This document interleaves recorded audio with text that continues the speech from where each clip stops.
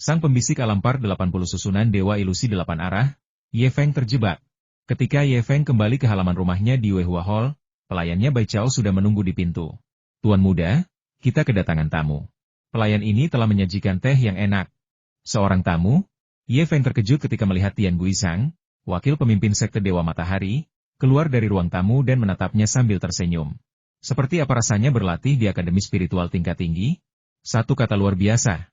Hanya saja waktunya tidak cukup. Hahaha, aku juga.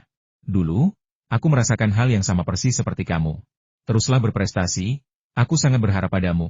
Ye Feng tahu bahwa Tian Guizhang pasti datang untuk suatu keperluan, jadi dia mengundang Tian Guizhang ke ruangan dalam lagi. Ye Feng terkejut mendengar kata-kata Tian Guizhang begitu dia duduk. Ye Feng, ada sesuatu yang terjadi terkait giok roh ungu yang kau butuhkan. Apa yang terjadi? Tanya Ye Feng dengan heran. Apa yang terjadi pada giok roh ungu? Ye Feng agak terkejut mendengar kata-kata Tian Guizhang.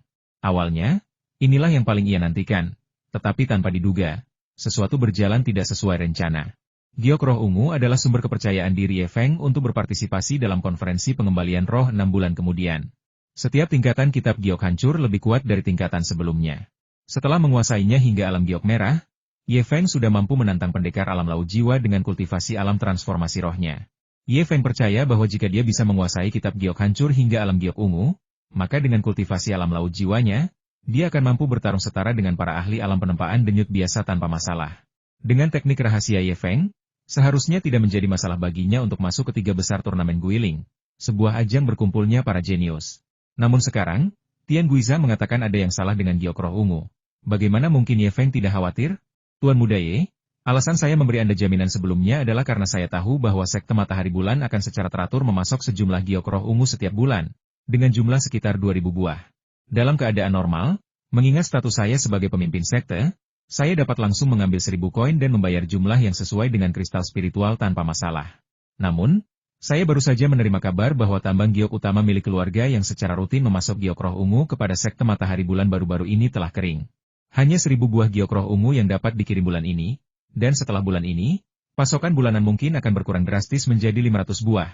500 keping giok roh ungu bahkan tidak cukup untuk kebutuhan sehari-hari sekte tersebut. Oleh karena itu, setelah berdiskusi, pimpinan sekte memutuskan untuk mengurangi pengeluaran dan membatasi penggunaan giok roh ungu sampai pasokannya pulih, untuk memastikan transmisi informasi berjalan normal. Pada titik ini, Tian Guizhang berhenti sejenak. Bulan ini, bahkan jika aku menggunakan statusku sebagai wakil pemimpin sekte, aku hanya bisa mendapatkan tambahan 200 giok roh ungu. Terlebih lagi, mulai bulan depan, sebelum pasokan dipulihkan, pasokan giok roh ungu bulanan untuk setiap anggota berpangkat tinggi di sekte akan dikurangi menjadi 50 buah. Tian Guizhang menggosok-gosokkan tangannya. Kapan pasokan akan dipulihkan? Sulit untuk mengatakannya. Keluarga yang memasok giok roh ungu sedang melakukan segala yang mereka bisa untuk menemukan tambang baru. Jika mereka beruntung, mungkin butuh 6 bulan. Jika mereka tidak beruntung, mungkin butuh 1 atau 2 tahun. Apakah ini akan memakan waktu setidaknya 6 bulan? Kali ini, kita benar-benar tidak beruntung. Ye Feng mengerutkan kening. Sekalipun memiliki giok roh ungu yang melimpah, Ye Feng tidak mungkin dapat menguasai kitab giok hancur dari alam giok merah ke alam giok ungu tanpa latihan keras selama 2 bulan. Selain itu, paling cepat, setidaknya akan 6 bulan kemudian. Tidak selalu benar bahwa kita tidak bisa mengejar ketinggalan. Ada cara lain, meskipun biayanya lebih tinggi.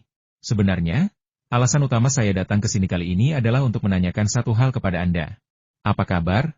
Dalam 7 hari, Ibu Kota Bela Diri Qinglan akan mengadakan kompetisi harta karun tahunan. Apakah kau akan berpartisipasi? Tanya Tian Guizhang. Konferensi Jibao? Ya, di Ibu Kota Bela Diri Qinglan kami, ada lelang harta karun seperti itu setiap tahun, yang diselenggarakan oleh Rumah Lelang Tianling yang terkenal di domain roh sejati kami. Rumah Lelang Roh Surgawi adalah salah satu dari 10 kekuatan teratas di domain roh sejati kita. Meskipun peringkatnya setelah Sekte Ilahi Matahari Bulan kita, sumber daya keuangan dan kemampuannya untuk mengumpulkan harta karun jauh melampaui apa yang dapat ditandingi oleh Sekte Ilahi Matahari Bulan kita. Lelang mereka dipenuhi dengan barang-barang langka dan berharga, dan reputasi mereka sangat baik. Selain itu, berdasarkan pengalaman masa lalu, ada kemungkinan teknik kultivasi spiritual yang baik akan muncul. Pada lelang tahun lalu, muncul teknik kultivasi jiwa ilahi tingkat surga kelas menengah, tetapi sayangnya, teknik itu terjual kepada Wan Xinglo. Saya memperkirakan bahwa tahun ini, tidak akan kekurangan teknik kultivasi jiwa ilahi tingkat surga, tetapi saya tidak dapat memastikan tingkat mana teknik tersebut nantinya. Terlebih lagi, Tahun ini juga bertepatan dengan sidang guiling yang diadakan setiap 5 tahun sekali. Jadi rumah lelang Tianling akan mengerahkan upaya lebih besar lagi, menampilkan beberapa barang berharga untuk mendapatkan harga tinggi. Mungkin akan ada beberapa harta karun langka, kata Tian Guizhang. Aku pasti akan ikut serta dalam acara hebat seperti itu. Tapi aku ingin tahu apa aturannya untuk ikut serta dalam kompetisi berburu harta karun di rumah lelang roh surgawi? Semakin besar lelangnya, semakin tinggi ambang batasnya dan semakin sedikit orang yang berpartisipasi dalam penawaran. Hal ini sebagian untuk melindungi privasi para tamu terhormat, karena uang adalah motivator yang kuat dan dapat menyebabkan pembunuhan, perampokan, dan penjarahan. Kedua, tujuannya adalah untuk melindungi kepentingan rumah lelang dan memastikan kelancaran jalannya lelang. Jika sembarang orang diizinkan masuk dan mulai berteriak, itu akan menimbulkan kekacauan. Oleh karena itu, rumah lelang ternama seperti Treasurehan Conference sebagian besar beroperasi berdasarkan undangan saja atau memiliki persyaratan masuk yang sangat tinggi. Ada dua tipe orang yang dapat berpartisipasi dalam konferensi lelang harta karun. Pertama, mereka yang telah menerima undangan dari rumah lelang roh surgawi. Jika Anda belum menerima undangan, Anda dapat menukarkan 100.000 kristal roh tingkat menengah untuk mendapatkan undangan. Tentu saja, 100.000 kristal roh tingkat menengah ini dapat digunakan sebagai kristal roh prabayar Anda untuk penawaran. Namun, jika Anda melakukan penawaran dengan niat jahat, 100.000 kristal roh tingkat menengah ini akan disita. Ye Feng berkedip dan menatap Tian Guizhang, kau bisa membawa orang masuk, kan? Kristal spiritual tidak masalah, tapi aku tidak ingin menjadi pengunjung sendirian, itu terlalu merepotkan. Baiklah, sampai jumpa di depan rumah lelang roh surgawi dalam 7 hari. Namun, bagi kita yang memiliki undangan, akan ada tambahan 50.000 kristal roh tingkat menengah untuk setiap orang tambahan yang kita bawa. Bersiaplah. Tepat sebelum pergi, Tian Guizhang menoleh dan berkata, ada banyak harta karun bagus di perburuan harta karun tahun ini. Konon akan ada sejumlah besar keping giok roh ungu, dengan harga terendah 1.000 keping per set. Selain itu, semua kekuatan teratas dan tokoh-tokoh berpengaruh dari berbagai wilayah akan hadir. Jika Anda tertarik, Anda dapat menyiapkan lebih banyak kristal roh untuk melakukan langkah Anda. Apakah giok roh ungu akan muncul? Ekspresi terkejut tiba-tiba muncul di wajah Ye Feng. Jangan khawatir, aku mengerti. Ye Feng kini memiliki kekayaan yang cukup besar, terutama setelah memperoleh kekayaan yang dibawa oleh Yang Zhengxi dan yang rencananya akan diserahkan kepada cabang utama sekte Changsheng di Sining. Ye Feng memperkirakan bahwa alasan sekte panjang umur memasukkan namanya ke dalam kitab kehidupan dan kematian kemungkinan besar karena hal ini. Namun, seberapapun kayanya Anda, jika Anda tidak dapat mengubahnya menjadi kekuatan nyata, itu hanyalah angka. Ye Feng sebenarnya sudah merencanakan hal ini, tetapi tanpa diduga, Tian Guizhang menyampaikan kabar tersebut kepadanya lebih dulu. Karena lelang akan berlangsung 7 hari lagi, Ye Feng memutuskan untuk fokus pada kultivasinya. Lagi pula, tingkat kultivasi Ye Feng masih memiliki banyak ruang untuk ditingkatkan, yang paling kurang darinya adalah waktu. Sayangnya, kali ini, Ye Feng hanya berlatih selama 2 hari sebelum terbangun oleh suara lonceng yang sangat jernih namun sangat menusuk telinga. Suara lonceng giok? Ye Feng sedikit mengerutkan kening. Dia tahu tentang lonceng Mingyu. Itu adalah lonceng yang digunakan oleh Aula Yuehua untuk memanggil anggotanya. Lonceng itu akan berbunyi 36 kali. Jika ada anggota Aula Yuehua yang mendengar lonceng 36 kali dan tidak pergi ke aula utama Aula Yuehua, mereka akan dihukum sesuai dengan aturan geng tersebut. Menurut penjelasan Feng Qingyue sebelumnya, tidak seperti aula lainnya, lonceng giok yang memanggil pengikut Aula Yuehua jarang berbunyi. Lonceng itu hanya berbunyi 2 kali setahun, dan tujuannya adalah untuk mengumpulkan orang-orang di aula untuk bersaing menentukan tingkat tunjangan bulanan yang dinikmati oleh setiap orang. Namun, masih ada beberapa bulan lagi sebelum kompetisi berikutnya di Yuehua Hall. Apakah sesuatu telah terjadi? Meskipun diliputi berbagai pikiran, Ye Feng tetap melangkah keluar dari akademi spiritualnya yang ke-100 dan menuju tempat berkumpul di Aula Bunga Bulan. Bergabung dengan faksi seni bela diri menawarkan berbagai hak istimewa, tetapi juga disertai banyak kekurangan dan batasan. Meskipun faksi seperti Pavilion 1000 Bintang memiliki batasan yang jauh lebih sedikit, perlakuan terhadap mereka jauh lebih buruk daripada sekte ilahi matahari bulan. Di dalam Pavilion 1000 Bintang, selain anggota Aula Urusan Dalam, bahkan jika seniman bela diri lainnya berada di tingkat bintang, mereka masih perlu menghabiskan kristal spiritual untuk memasuki Akademi Roh untuk kultivasi. Adapun tanaman spiritual, anggur spiritual, dan barang-barang sejenis lainnya, semuanya perlu dibeli dengan kristal spiritual. Tentu saja, pilihan antara kebebasan dan hak istimewa bergantung pada bagaimana seseorang memutuskan untuk menimbang keduanya. Ketika Ye Feng tiba di aula utama Yuehua Hall, sudah ada lebih dari 10 pendekar bela diri di dalamnya. Namun, Ye Feng tidak menemukan jejak ketua aula, Feng Qingyue. Lu Peng, wakil kepala aula Bunga Bulan, sedang berbicara dengan seorang ahli bela diri yang lengan bajunya dihiasi dengan simbol matahari dan bulan. Di dalam sekte matahari bulan, Ahli bela diri dengan simbol matahari dan bulan di lengan baju mereka biasanya adalah utusan, dan sebagian besar dari mereka adalah orang kepercayaan para petinggi. Kapan? Saat dentingan terakhir lonceng giok berakhir, lebih dari 40 ahli bela diri telah berkumpul di aula utama Balai Bunga Bulan. Inilah semua praktisi bela diri yang saat ini tersisa di aula Yuehua. Para praktisi bela diri di aula Yuehua tidak semuanya tinggal di aula. Beberapa pergi keluar untuk berlatih, beberapa berkultivasi di akademi spiritual tingkat tinggi, dan beberapa mengunjungi teman. Dibandingkan dengan aula-aula lain di Sekte Ilahi Matahari Bulan, para anggota aula Yuehua cukup bebas. Aku memanggilmu ke sini hari ini karena altar utama telah mengeluarkan perintah. Wakil Ketua Aula Lupeng melangkah maju dan berkata dengan suara rendah, lalu memberi isyarat kepada utusan untuk maju. Saudara-saudara, atas perintah altar utama, kami datang ke Aula Yuehua untuk memilih 10 prajurit untuk menjaga dan membunuh binatang buas di tambang gunung kepala harimau, 800.000 mil jauhnya. Misi ini akan berlangsung selama 2 bulan. Setelah misi selesai, setiap orang akan menerima hadiah 1000 kristal roh tingkat menengah. Siapa yang bersedia pergi? Utusan itu, Zhang Deli, mengumumkan dengan lantang. 2 bulan? Setelah mendengar tenggat waktu ini, Ye Feng menggelengkan kepalanya. 2 bulan terlalu lama. Pertama, dia akan melewatkan kompetisi berburu harta karun dalam 7 hari. Selain itu, bagi Ye Feng saat ini, 2 bulan sangat berharga dan tidak boleh disia-siakan. Adapun subsidi 1000 kristal spiritual tingkat menengah, itu mungkin lebih merupakan penghiburan daripada hadiah. Sekalipun seseorang berlatih di akademi spiritual tingkat menengah, tidak akan lama sebelum hal itu ditemukan kembali. Aku tidak akan pergi, dan aku tidak bisa pergi. Setelah mengambil keputusan, Ye Feng tentu saja tetap diam. Bukan hanya Ye Feng yang tetap diam, tetapi semua prajurit Aula Yuehua yang hadir juga tetap tenang. Tidak ada seorang pun yang bodoh. Tentu saja, tidak ada yang akan melakukan sesuatu yang tidak berterima kasih dan melelahkan. Yang lebih penting lagi, dalam keadaan normal, Yuehua Tang tidak memberikan tugas kepada sekte keagamaan tersebut. Tidak ada yang mau pergi? Utusan Zhang Deli mengerutkan keningnya tajam. Karena tidak ada yang mau pergi, maka aku akan memilih beberapa orang secara acak. Semua ahli bela diri yang terpilih akan segera bergabung dengan pengawal ilahi dan pergi ke tambang gunung kepala harimau untuk menjaganya. Dengan jentikan jari telunjuknya, kurir Zhang Deli menunjuk dengan tajam. Kamu, dan kamu. Ya, yang pertama di baris kedua, dan kamu juga. Dalam sekejap mata, utusan itu telah menunjuk 9 orang. Ketika hanya 1 orang yang tersisa, dia ragu-ragu. Matanya terus mencari di antara kerumunan, dan dia bahkan sedikit menggeser tubuhnya, seolah-olah mencari seseorang. Ketika utusan Zhang Deli melihat Ye Feng, matanya berbinar. Ya, dan kamu juga, yang berdiri di tengah mengenakan pakaian biru. Ye Feng mengenakan pakaian biru yang pas di badan hari ini.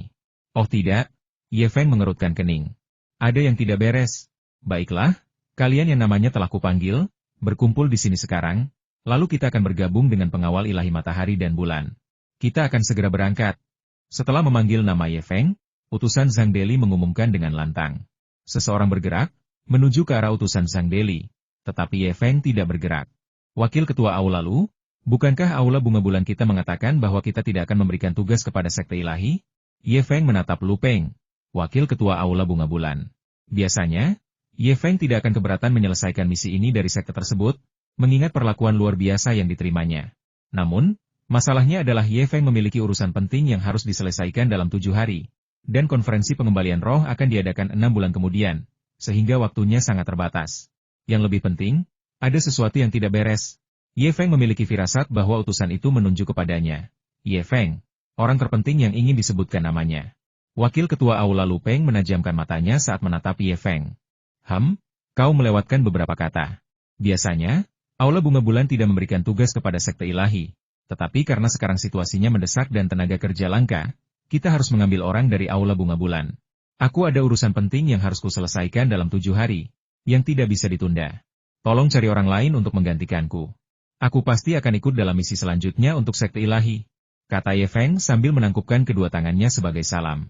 Menurut Ye Feng, pendekatan alternatif ini sepenuhnya layak dilakukan. Namun, sebelum Wakil Ketua Aula Lu Peng dapat memberikan pernyataan, utusan Zhang Deli menjadi cemas. Mustahil. Tentu tidak.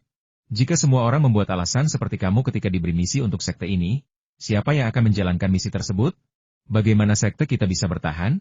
Lagi pula, kamu makan dan minum makanan yang disediakan oleh sekte itu, dan ketika sekte itu sesekali memberikan misi, kamu masih saja beralasan dan menolak. Apakah kamu tidak punya hati nurani?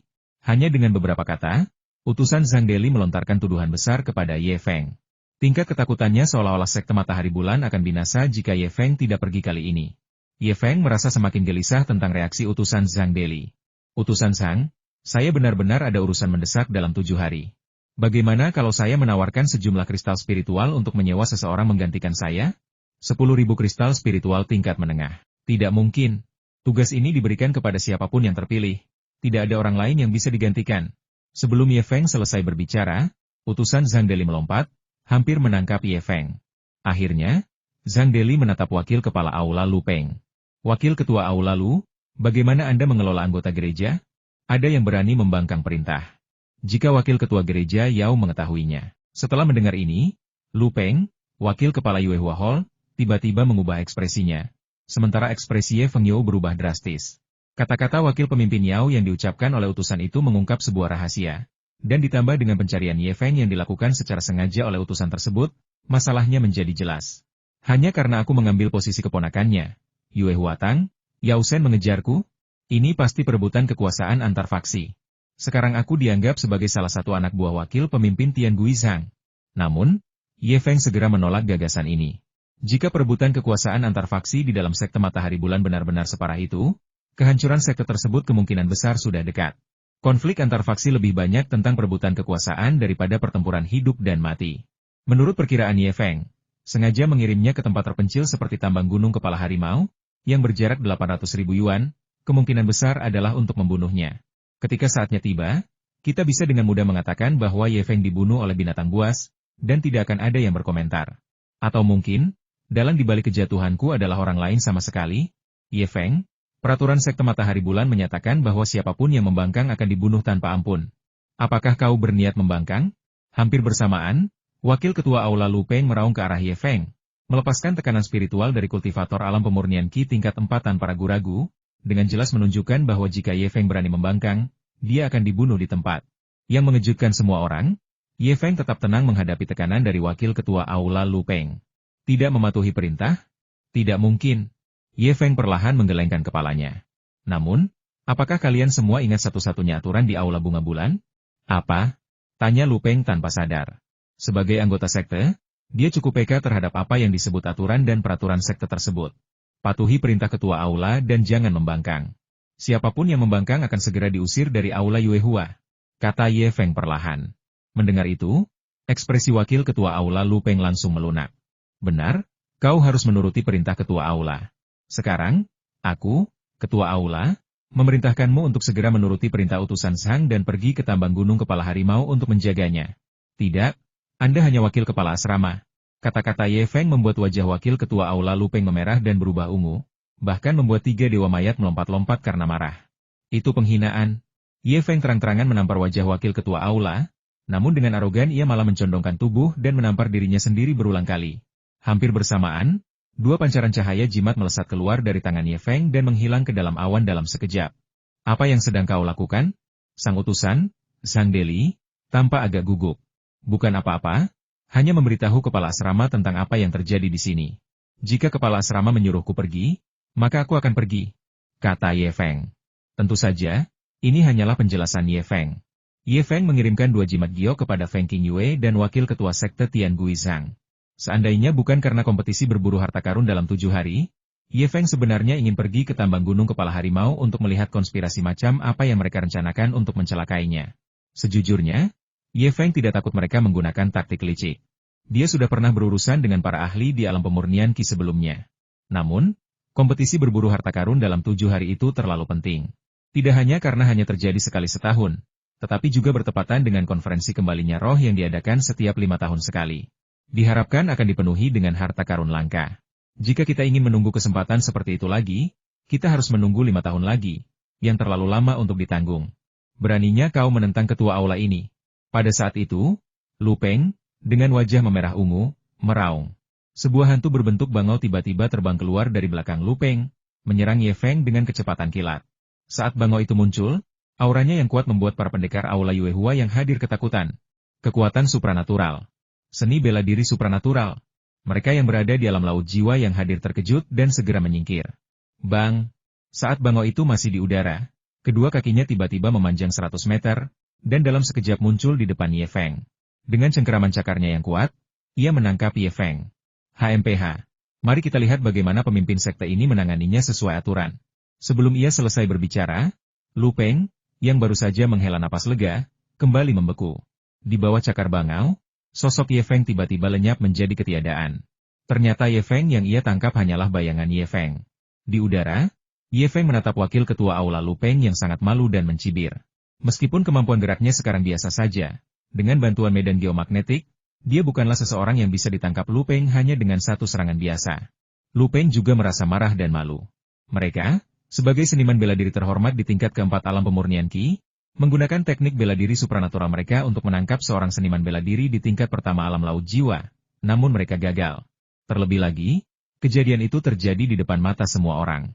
Jika dia tidak membalas dendam, reputasinya yang sudah rendah di Moonflower Hall kemungkinan akan semakin merosot. HMPH.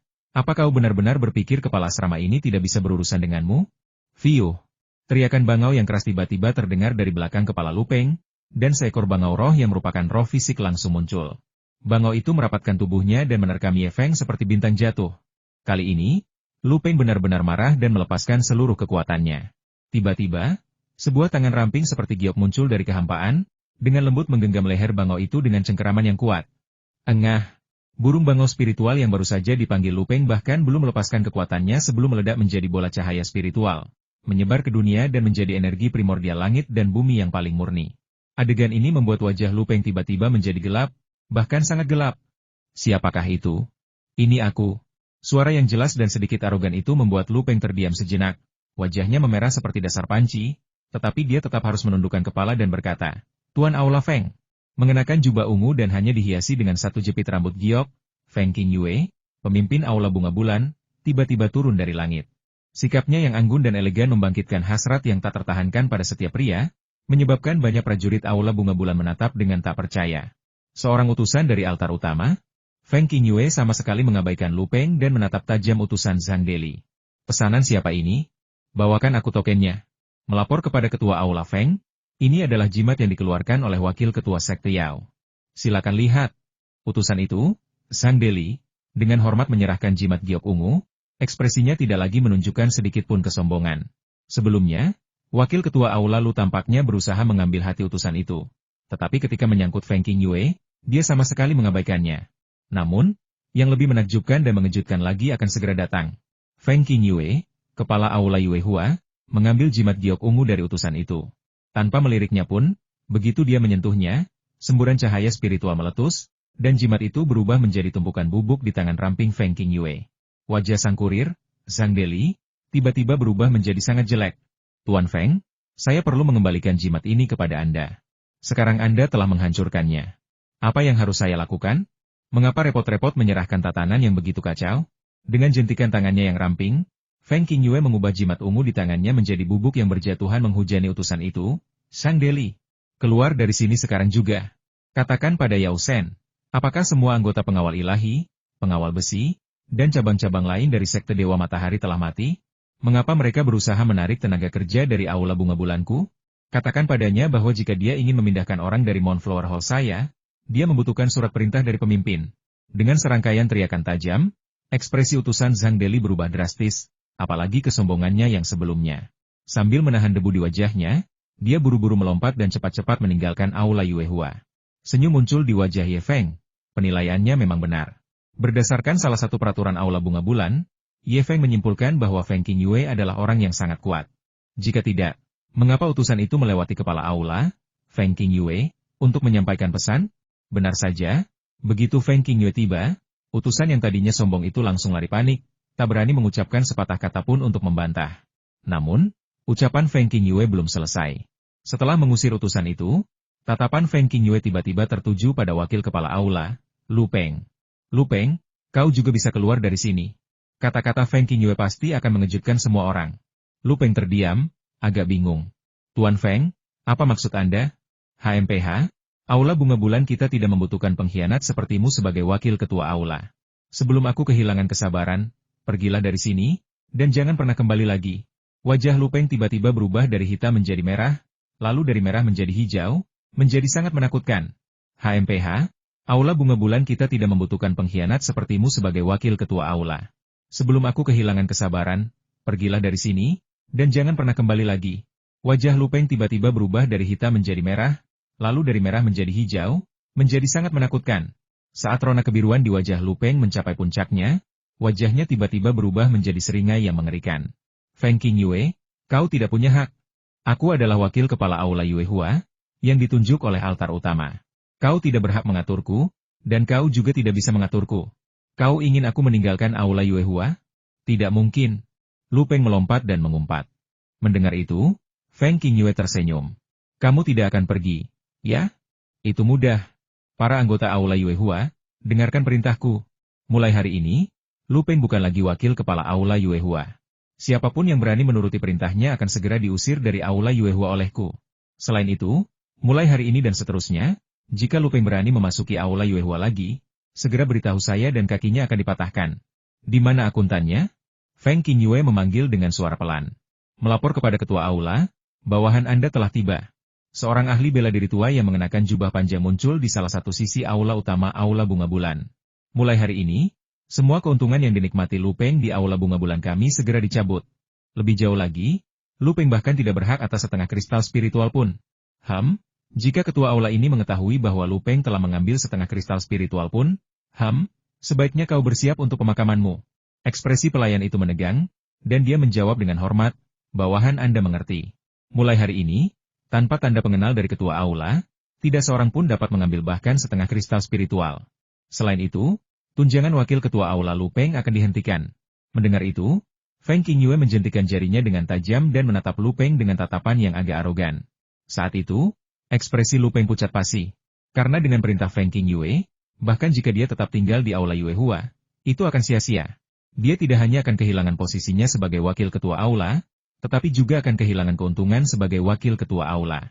Hal yang paling fatal adalah mulai sekarang, dia tidak akan memiliki gengsi lagi di dalam sekte Matahari Bulan dan bahkan mungkin menjadi bahan olok-olok. Bagus. Ye Feng memimpin tepuk tangan. Dan bersamaan dengan tepuk tangan Ye Feng, serangkaian tepuk tangan meriah tiba-tiba terdengar. Bahkan para pendekar yang sebelumnya berdiri tak berdaya di samping dan telah dipilih oleh utusan itu pun ikut bertepuk tangan dengan antusias. Siapa yang akan senang jika kepala rumah tangga mereka sendiri tidak membela mereka? Tuan Feng, Anda tidak bisa. Wajah Huo Peng pucat pasi saat ia melakukan perlawanan terakhirnya. Ia telah diberi instruksi sebelumnya oleh wakil Tuan Yao Shen tentang masalah sebelumnya, tetapi ia tidak menyangka akan berakhir seperti ini. Seharusnya kau memikirkan ini ketika kau mengkhianati kepentingan aula Yuehua. Sebagai pasukan cadangan elit sekte Matahari Bulan, anggota aula Yuehua akan menjadi harapan terakhir sekte jika sesuatu terjadi padanya. Inilah tujuan awal pemimpin sekte tersebut dalam mendirikan Moonflower Hall. Bagaimana mungkin tempat itu dapat dengan mudah dimobilisasi hanya oleh seorang utusan? Pada saat itu, Feng Qingyue tiba-tiba mencondongkan tubuh ke depan. Apa? Kau belum mau pergi? Kau mau aku yang mengantarmu? Aura yang sangat kuat tiba-tiba muncul dari tubuh Feng Qingyue. Seperti harimau yang dilepaskan dari kandangnya, menyerbu langsung ke arah Lu Peng. Wajah Lu Bao berubah drastis karena ketakutan, dan dia tanpa sadar mundur beberapa langkah. Dia menatapnya dengan penuh kebencian dan berjalan keluar dari halaman gedung Yuehua dengan perasaan sangat kecewa. Ye Feng merasa langkah ini agak aneh. Feng Qingyue saat ini berada di tingkat kelima alam kondensasi Qi, hanya satu tingkat lebih tinggi dari Lu Peng. Namun, dia membuat Lu Peng pergi dengan perasaan kesal, dan dia bahkan tidak berani melawannya. Kekuatan bertarung Feng Qingyue jelas bukan kekuatan yang biasa-biasa saja. Ye Feng, kau telah melakukan pekerjaan dengan baik hari ini. Ingat, hanya ada satu aturan di aula Yuehua, patuhi perintah ketua aula. Siapapun yang tidak patuh akan segera diusir dari aula Yuehua. Ingat, itu adalah perintah ketua aula. Tatapan Feng Qingyue kembali menyapu wajah banyak anggota aula Yuehua. Baiklah, semuanya bubar. Ye Feng, kau tetap di sini. Saat Feng Qingyue memberi isyarat agar semua orang bubar, 6 aliran cahaya tiba-tiba turun dari langit dan mendarat di dalam aula Bunga Bulan. Lu Peng, wakil kepala aula yang baru saja pergi, berada di antara mereka. Namun, kemunculan kembali Lu Peng tidak terlalu mengejutkan. Yang benar-benar menakutkan adalah seorang lelaki tua dengan tulang pipi tinggi, mengenakan jubah merah darah, dan memancarkan aura yang sangat menyeramkan. Kedatangannya seolah membawa aura neraka, membuat semua orang menahan napas. Melihat kedatangan tetua berjubah darah ini, ekspresi ketua aula Feng Qingyue pun berubah. Karena kemunculan tetua berjubah darah ini, kemunculan mendadak wakil ketua sekte Yao Shen menjadi agak tidak penting. Karena perhatian semua orang tertuju pada tetua berjubah darah tersebut. Adapun pria berjanggut merah lainnya yang memancarkan aura pembunuh, dan dua ahli bela diri lainnya yang mengenakan pakaian merah darah. Mereka awalnya sangat menarik perhatian, tetapi mereka tidak berarti apa-apa di hadapan lelaki tua berjubah darah ini. Namun, baik itu lelaki tua berjubah merah darah, wakil pemimpin sekte Yao Shen, atau pria berjanggut merah, mereka semua memiliki satu kesamaan, ekspresi mereka sangat dingin dan bahkan suram. Tetua Tu, apa yang membawa Anda ke Balai Bunga Bulan kami?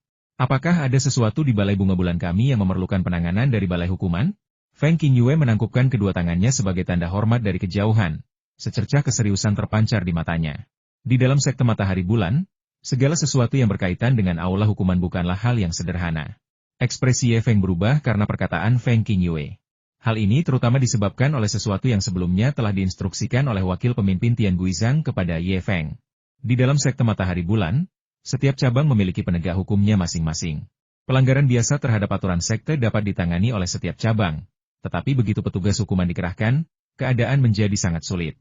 Kini, bukan hanya anggota Balai Hukuman yang muncul, tetapi juga Tetua Tude, yang dikenal sebagai kesedihan hantu.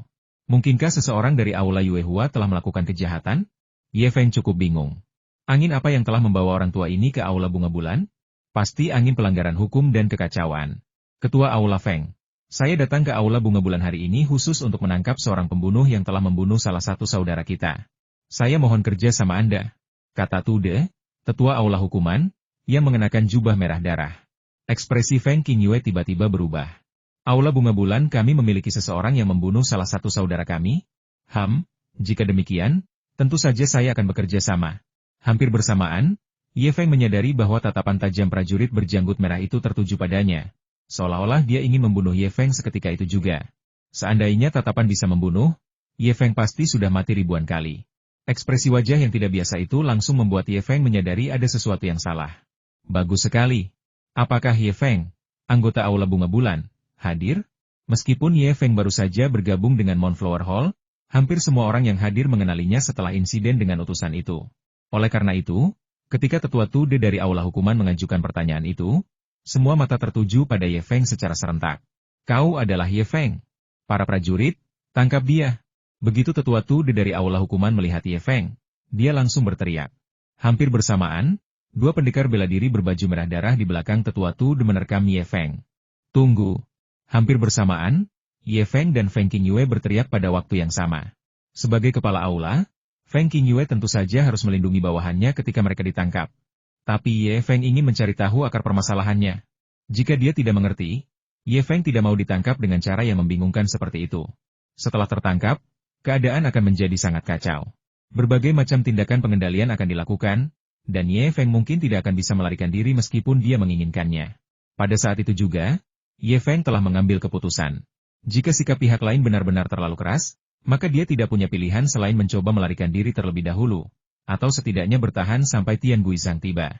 Tuan Feng, apa? Anda akan menghalangi tetua ini untuk menegakkan hukum? Di dalam sekte ilahi, tidak ada seorang pun di aula hukuman saya yang berada di atas wewenang ketua sekte. Beranikah Anda menghalangi saya? Ekspresi tetua aula hukuman mengeras, dan tatapan jahatnya tertuju pada Feng Qingyue. Tetua Tu, Anda terlalu memuji saya. Qingyue tidak akan pernah berani menghalangi penegakan hukuman di aula hukuman. Anda boleh menangkap Ye Feng, tetapi Anda harus memberikan penjelasan kepada ketua aula ini tentang apa yang telah dilakukan Ye Feng dan siapa yang telah dibunuhnya. Benar sekali, Tetua Tu, meskipun aula hukuman ingin menghukumku sesuai dengan aturan sekte ilahi, setidaknya mereka harus memberiku penjelasan. Suara Ye Feng terdengar bersamaan. Jernih, Tetua Tu dari aula hukuman mencibir dan memberi isyarat samar dengan matanya. Prajurit berjanggut merah di belakang Tetua Tu bergegas keluar dengan amarah yang meluap dan mulai mengumpat Ye Feng. Jika bukan karena ketua aula Feng Qingyue yang melangkah maju pada waktu yang tepat, prajurit berjanggut merah itu mungkin akan menyerang Ye Feng terlebih dahulu. Komandan Jiao, ada apa? Ye Feng, saudara iparku Yu Huaisong hanya sempat berbicara sebentar denganmu, namun kau dengan kejam membunuhnya. Bagaimana bisa kau begitu jahat? Hari ini, aku, Jiao 11, akan membunuhmu sendiri untuk membalaskan dendam atas kematian saudara iparku, Yu Huaisong. Dan untuk membalaskan dendam Yu Huaisong, anggota garda ketiga dari Garda Ilahi Matahari dan Bulan. Dalam sekejap, Jiao 11 menunjuk ke arah Ye Feng dan mulai mengutupnya. Kata-katanya dipenuhi dengan kebencian yang membara. Cara dia memarahi Ye Feng membuat Ye Feng tercengang. Ini tidak terlihat palsu. Yu Huaisong sudah meninggal? Ye Feng terkejut. Dasar bajingan. Kau membunuh seseorang dan kau masih berpura-pura.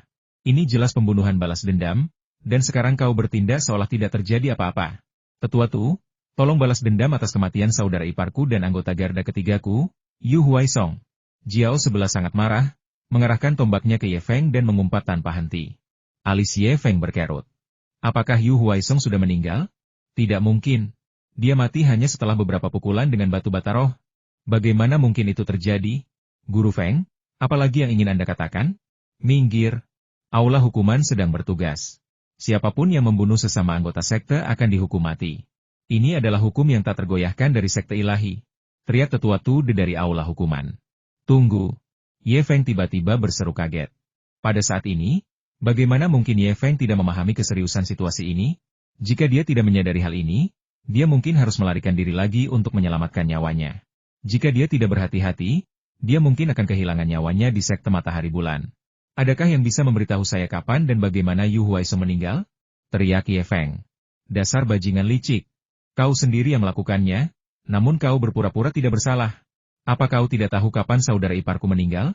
Jiao 11 mengumpat lagi. Hampir bersamaan, Yao Shen, wakil pemimpin yang selama ini diam, angkat bicara. Izinkan saya menjelaskan masalah ini. Yu Huaisong meninggal mendadak, berseteru dengan Ye Feng, dan Ye Feng juga mengancam akan membunuh Yu Huaisong. Terlebih lagi, Yu Huaisong meninggal akibat teknik jari andalan Ye Feng. Siapa lagi yang bisa menjadi pembunuhnya selain Ye Feng? Wakil pemimpin Yao, menurut Anda, jika seseorang di sekte ilahi matahari bulan saya meninggal karena teknik pedang elemen logam, bukankah pembunuhnya akan diidentifikasi sebagai wakil pemimpin Yao? Ye Feng tiba-tiba mencibir. Wakil pemimpin Yao, menurut Anda, jika seseorang di sekte ilahi matahari bulan saya meninggal karena teknik pedang elemen logam, bukankah pembunuhnya akan diidentifikasi sebagai wakil pemimpin Yao? Ye Feng tiba-tiba mencibir. Beraninya kau. Wajah Yao Shen menjadi gelap, dan dia tiba-tiba mengarahkan tombaknya ke Ye Feng. Berteriak dengan marah, beraninya kau mencoba membantah. Hahaha, bagus sekali. Sebelum wakil pemimpin Yao Shen selesai berbicara, tawa keras terdengar dari langit, menyela ucapannya. Wakil pemimpin Yao? Ye Feng benar sekali. Bulan lalu, seorang diakon dari Balai Urusan Luar Negeri benar-benar tewas akibat teknik pedang elemen logam, dan pembunuhnya belum ditemukan. Saya bertanya-tanya apakah wakil pemimpin Yao yang melakukannya? Diiringi tawa, wakil pemimpin Tian Guizhang turun dari langit dan berdiri di samping Ye Feng. Tetua Tu, Tian Guizhang menangkupkan kedua tangannya sebagai salam kepada Tu De, sesepuh aula hukuman, yang menunjukkan status tinggi Tu De dalam sekte matahari bulan. Wakil pemimpin Tian, menjebak anggota berpangkat tinggi dari sekte ilahi adalah kejahatan besar. Suara Yao Shen yang menyeramkan terdengar. Saya menggunakan metode wakil guru Yao untuk menyimpulkan bahwa pelaku sebenarnya adalah jebakan. Jadi, wakil guru Yao, bagaimana dengan metode Anda untuk menyimpulkan bahwa Ye Feng adalah pembunuh yang membunuh Yu Huaisong? Lagi pula, Yu Huaisong adalah ahli yang kuat di tingkat pertama alam kondensasi Qi. Sedangkan kultivasi Ye Feng hanya berada di tingkat pertama alam laut jiwa, kata Tian Guizhang sambil tersenyum. Itu berbeda. Yao Shen berteriak marah dan melambaikan tangannya. Selain kemampuan bela diri, kita punya bukti lain. Ye Feng adalah satu-satunya orang yang telah menjadikan Yu Huaisong musuh dalam beberapa hari terakhir. Sebelumnya, Ye Feng telah mengalahkan Yu Huaisong 2 kali, langsung membuat Yu Huaisong pingsan, semuanya di depan mata semua orang. Hal ini, pada gilirannya, membuktikan bahwa Ye Feng memiliki kemampuan untuk membunuh Yu Huaisong. Ye Feng mengalahkan Yu Huaisong 2 kali, bahkan sampai membuat Yu Huaisong pingsan. Bagus. Bagus, bagus, hahaha. Tiba-tiba, Tian Guizhang tertawa terbahak-bahak, dan tawanya membuat Yao Shen dan Jiao 11 tersipu. Bagi para praktisi seni bela diri, fakta bahwa seorang ahli alam pemurnian Qi tingkat pertama dipukuli hingga pingsan oleh seorang ahli alam laut jiwa tingkat pertama adalah sesuatu yang, jika berita ini tersebar, akan membuat Yu Huaisong menjadi bahan olok-olok selama berabad-abad. Wakil Guru Tian, apakah Anda sudah cukup tertawa? Jika sudah, maka saya akan membawa tersangka Ye Feng ke aula hukuman untuk diinterogasi dan menemukan pelaku sebenarnya. Tetua Tu De dari aula hukuman tiba-tiba angkat bicara. Tetua Tu, saya tidak mengerti, bagaimana Ye Feng bisa menjadi tersangka? Bisakah Anda memberikan bukti? Menghadapi Tetua Tu De dari aula hukuman, Tian Guizhang tidak berani terlalu lancang. Bukti? Bukankah tadi kau mengatakan itu, Wakil Guru Yao? Tanya Tetua Tu De dari aula hukuman. Tetua Tu, dapatkah itu dianggap sebagai bukti? Ipar Jiao 11, Yu Huaisong, memiliki reputasi buruk. Semua orang di sekte mengenalnya. Dia dikenal sebagai tirani Yu. Dia sering menindas anggota sekte, dan jumlah orang yang bermusuhan dengannya tak terhitung. Seperti kata pepatah, Seorang pria sejati akan membalas dendam bahkan setelah 10 tahun. Jadi, bukankah semua anggota yang telah ditindas oleh Yu Huaisong patut dicurigai? Soal teknik jari, siapa yang tidak tahu satu atau dua teknik jari ketika kultivasinya mencapai alam laut jiwa atau lebih tinggi? Ada banyak orang di sekte ini yang mahir dalam teknik jari. Ketua Aula Feng di depan kita mahir dalam teknik jari. Jadi apakah dia juga tersangka? Tian Guizhang membela Ye Feng. Ngomong-ngomong, wakil ketua sekte Yao juga mengetahui teknik jari pengejar jiwa. Jadi apakah dia juga termasuk di antara para pembunuh? Harus diakui bahwa kefasihan Tian Guizhang sungguh menakjubkan. Hanya dengan beberapa kata, ia membalikan kelemahan Ye Feng dan menggulingkan apa yang disebut sebagai bukti oleh Yao Shen. Jiao sebelah sangat cemas, dan wakil guru Yao Shen sangat marah. Namun, keduanya mengalihkan pandangan mereka ke arah tetua Tu dari aula hukuman. Terlebih lagi, bukan hanya mereka berdua, tetapi Tian Guizhang juga mengalihkan pandangannya ke arah tetua Tu dari aula hukuman. Di dalam sekte Matahari Bulan, Balai Hukuman memiliki kekuasaan yang cukup besar. Setiap pelanggaran serius terhadap aturan sekte ditangani oleh Balai Hukuman, dan bahkan kedua wakil pemimpin pun tidak dapat ikut campur secara berlebihan. Di bawah tatapan penuh harap semua orang, tetua Tu dari Balai Hukuman perlahan berbicara. Wakil ketua sekte Tian, penjelasanmu memang ada benarnya. Tapi hari ini, aku tidak punya pilihan selain menahan Ye Feng dan menginterogasinya dengan saksama. Kata Tu De. Kenapa? Tian Guizhang mengerutkan kening. Wakil ketua Tian, masalah utamanya adalah kematian Yu Huaisong. Yu Huaisong adalah anggota Garda Ilahi Matahari dan Bulan, sebuah posisi yang sangat penting. Terlebih lagi, dia terbunuh saat menjalankan tugas. Meskipun posisi Yu Huaisong bukanlah posisi paling sentral di sekte, namun tetap berkaitan dengan keselamatan sekte. Karena ini menyangkut keselamatan sekte, tentu saja saya tidak bisa mengabaikan petunjuk apapun. Mohon maafkan saya, wakil pemimpin Tian. Setelah mengatakan itu, tetua Tu dari Balai Hukuman melambaikan tangannya, hendak memerintahkan penangkapan orang tersebut. Tunggu. Tian Guizhang sangat marah karena, sebagai anggota sekte Dewa Matahari Bulan, dia tahu betul apa itu aula hukuman sekte Dewa Matahari Bulan, dan itu menyangkut keselamatan aula hukuman. Jika Ye Feng masuk, bahkan jika dia dibebaskan dari kecurigaan dan keluar, jalannya dalam seni bela diri mungkin akan hancur. Melihat Tian Guizhang menghentikannya, tetua Tu dari aula hukuman mengangkat alisnya, pakaian merah darahnya berkibar tanpa angin, dan aura mengerikan tiba-tiba terpancar dari Tu De. Wakil guru Tian, apakah Anda mungkin mencoba menghalangi saya untuk melaksanakan tugas resmi saya? Hampir bersamaan, Ye Feng mengerutkan kening. Dia mulai memahami beberapa trik dari keseluruhan urusan ini. Terlepas dari bagaimana Yu Huaisong meninggal, jika saya benar-benar ditangkap dan dibawa ke ruang interogasi, metode interogasi yang digunakan oleh para praktisi bela diri bukanlah sesuatu yang bisa ditahan oleh sembarang orang, dan sangat berbahaya bagi para praktisi bela diri. Selain itu, tampaknya tetua Tu De dari aula hukuman memiliki hubungan dekat dengan Yao Shen. Jika dia benar-benar jatuh ke tangan mereka, konsekuensinya akan tak terbayangkan. Dalam sekejap, Ye Feng membayangkan skenario terburuk. Dengan sebuah pikiran, ia tenggelam ke dalam esensi mutiara naga ilusi dan Raja Badak bertanduk perak. Medan geomagnetik akan segera diaktifkan. Secercah pikiran ilahi lainnya juga meresap ke dalam cincin penyimpanan, samar-samar menyelimuti buah awan iblis. Jika Tian Guizhang benar-benar tidak dapat melindunginya, maka Ye Feng tidak punya pilihan selain mengambil risiko. Ye Feng tidak ingin nasibnya dikendalikan oleh orang lain. Hampir seketika Ye Feng menyampaikan pikirannya, Feng Qingyue, kepala aula bunga bulan, mengalihkan pandangannya ke arah Ye Feng, yang membuatnya terkejut. Aku tidak akan berani. Tetua Tu, ada sesuatu yang perlu kau ketahui. Apa itu? Tetua Tu, status Ye Feng di dalam sekte sangat penting. Kita tidak boleh bertindak gegabah. Tetua Tu dari aula hukuman melirik Ye Feng dan bertanya, siapa identitasnya? Wakil ketua sekte Tian, mohon jelaskan dengan jelas. 6 bulan lagi, seleksi peserta sekte kita untuk konferensi kembali ke jiwa. Sebelum Tian Guizhang selesai berbicara, wakil pemimpin sekte Yao Shen mencibir. Wakil pemimpin sekte Tian, Anda mengirim seorang seniman bela diri tingkat pertama alam laut jiwa untuk mewakili sekte ilahi matahari bulan kita di konferensi roh kembali. Apakah Anda mencoba memberitahu orang lain bahwa sekte ilahi matahari bulan kita tidak memiliki siapapun untuk diandalkan? Sekte ilahi matahari bulan kita memiliki banyak ahli di bawah usia 30 tahun yang telah mencapai alam pemurnian Qi, dan ahli yang tak terhitung jumlahnya yang berada di puncak tingkat kelima alam laut jiwa. Mengapa kita membutuhkannya? Namun, Ye Feng adalah satu-satunya seniman bela diri yang mampu mengalahkan ahli alam laut jiwa tingkat 1-2 kali berturut-turut, bahkan jika itu adalah ahli alam pemurnian Qi tingkat 1. Mendengar itu, wakil pemimpin Yao Shen, yang tadinya tertawa terbahak-bahak, tiba-tiba membeku. Seolah-olah kelemahan fatalnya telah terungkap, dan wajahnya tampak sangat jelek. Seandainya Jiao 11 bukan pendukung setianya, dia tidak akan pernah membela orang tak berguna seperti Yu Huaisong.